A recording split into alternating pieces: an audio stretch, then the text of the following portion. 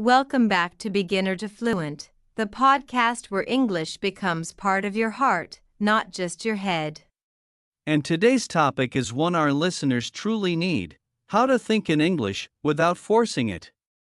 Because fluency is not about pressure, it is about flow. And today, we are going to help you find that flow step by step. David, this topic is something every English learner struggles with at some point. Yes, they try to think in English, but it feels unnatural, forced, even exhausting. And when it feels that hard, it is easy to believe something is wrong with you. But it is not you. It is the approach. We do not learn to think in a language by pressure. We learn through connection. Exactly. Real thinking happens when English becomes part of your daily life. Not just during lessons or practice time, but in your everyday thoughts. That is when it clicks. When English moves from study to habit. I remember when I tried to force myself to think in another language. What happened? I ended up frustrated, tired, doubting myself. That is the thing, force creates friction. But fluency needs flow. So today, we are going to talk about how to let English become your natural way of thinking, without forcing it. We will share our personal experiences, the mindset shifts, and the small things that helped. Because thinking in English is not a skill you push, it is one you build. And it is possible for anyone, yes, even you. Let's begin with this truth. Thinking in English starts with small exposures. Yes. It does not start in your mind, it starts in your ears. Your brain needs time to hear English often, gently, and without pressure. That is how it begins to trust English as a language of comfort, not confusion. So listener, ask yourself this: are you giving your brain enough English every day? Not just hard grammar or memorization, but natural English. Real voices. Real sounds. That is where the thinking begins. In the background, without effort. And one day, you will notice you are forming thoughts in English without even trying. David, do you remember the first time you realized you were thinking in English? Yes. It was not during study.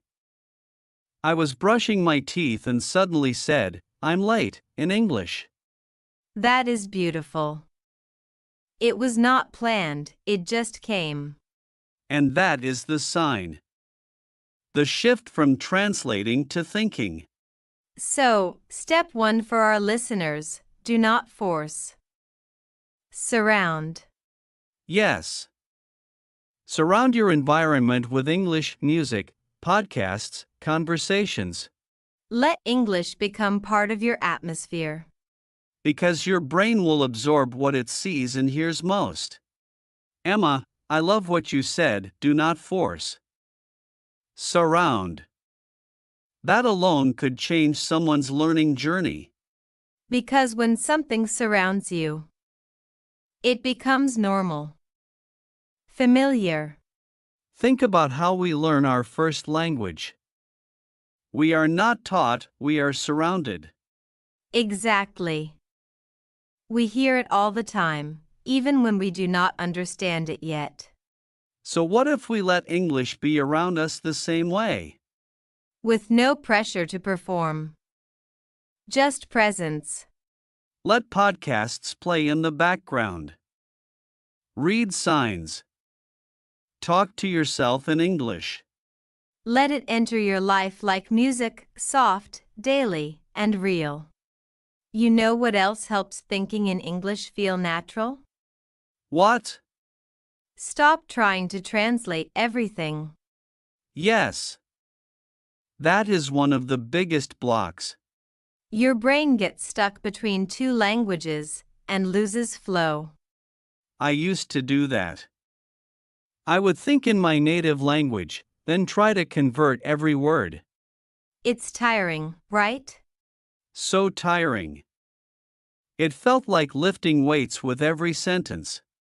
But when I let go of that, everything got lighter. So what is the shift? Start with simple thoughts. Look at a chair and think, this is a chair. Do not go for big ideas. Go for small things. I'm hungry. It is raining. Where is my phone? These are thoughts you have every day anyway. Just move them into English. We are not trying to change your thoughts, we are just changing the language they live in. Exactly. And the brain will adjust, with time. Because it is not about forcing, it is about exposing and repeating. And being kind to yourself when it does not come easily. Listener, this journey is not about perfection. It is about progress. And progress looks like this. Yesterday, I translated. Today, I thought directly in English. It might only be one word or one moment. But that moment matters. It is how new habits are born. David, do you know when I really started thinking in English? When? When I started talking to myself in English. Yes. That changes everything. It sounds strange, but it is powerful. You do not need a partner to practice thinking. Just talk to yourself. In your head. In a whisper. Or even out loud if you are alone. Things like, okay, I'm going to cook now. Or, what should I wear today? These small, daily moments are the best classroom. Because thinking in English is not about study sessions. It is about building little English habits in your real life. And the more you practice thinking in small moments, the more your brain begins to trust English. Let's say this to our listeners. Start talking to yourself like a friend. Say, hey, I'm learning. I'm trying. I'm getting better. Your inner voice matters. And if it is kind and English speaking, it works double. It teaches you, and it supports you. Emma, sometimes learners say, but I think too slowly in English. Yes. That is okay. Slowness is not failure. It is focus. Thinking slowly means you are trying. It means you care. And slow thinking turns into fast thinking over time. Imagine learning to drive. You are careful at first. You overthink. But after practice, it becomes natural. Automatic. Thinking in English is just like that. Slow to start.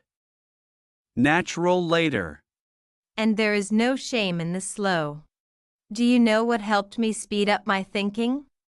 What? Shadowing. Ah, yes. That is such a good technique. For those listening, shadowing means listening to someone speak and repeating their words right after. It builds your brain's response time in English. It teaches your mouth, your ears, and your mind to connect faster. And soon, those sentences become yours.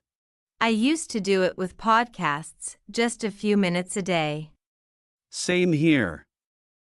And little by little, I did not have to repeat. The sentences just stayed in my mind. That is the goal. You do not force it, you invite it. And it comes when it feels safe, natural, and welcome. Emma, something else that helped me think in English was accepting silence. Yes. We are so afraid of silent moments when we do not know what to say. But silence does not mean you are failing, it means your brain is processing. And that is part of fluency too. Not rushing. just letting thoughts form naturally. Sometimes you need time to find the right word. And that is okay. Even native speakers pause. It is not about thinking fast, it is about thinking clearly. Clarity comes from calm, not force. I also believe in one simple practice: naming your world. I love that.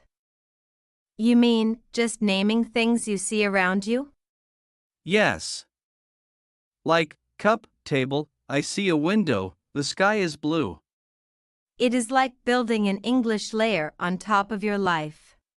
And when you do that every day, your brain starts to default to English. It becomes the first language that shows up in your thoughts. That is the shift.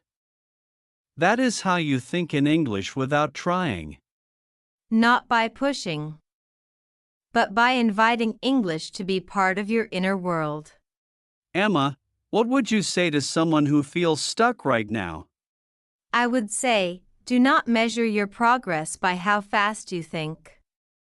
Measure it by how often you show up. Yes. The habit is what matters.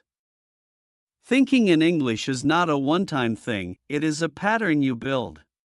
And every time you choose to use English, you are strengthening that pattern. Even if your thoughts come slowly. Even if they come in pieces. Even if you do not understand everything. You are still thinking. You are still growing. So let's wrap this up with one powerful truth. Go ahead. You do not need to force your brain to think in English. You need to trust that your brain can and will, with time, with love, and with practice. Give yourself English in small, honest doses every day. And let your mind meet you there, slowly, gently, naturally. No pressure. No perfection. Just presence. Because that is where fluency is born, in the quiet courage to keep going. Thank you for spending this time with us. This was Beginner to Fluent, your home for real English and real life. We believe in your journey. We believe in your pace. And we believe that the more you trust yourself, the easier English becomes. So go now. Speak gently. Think freely. And grow boldly. We're proud of you. Always. See you in the next episode, dear friend.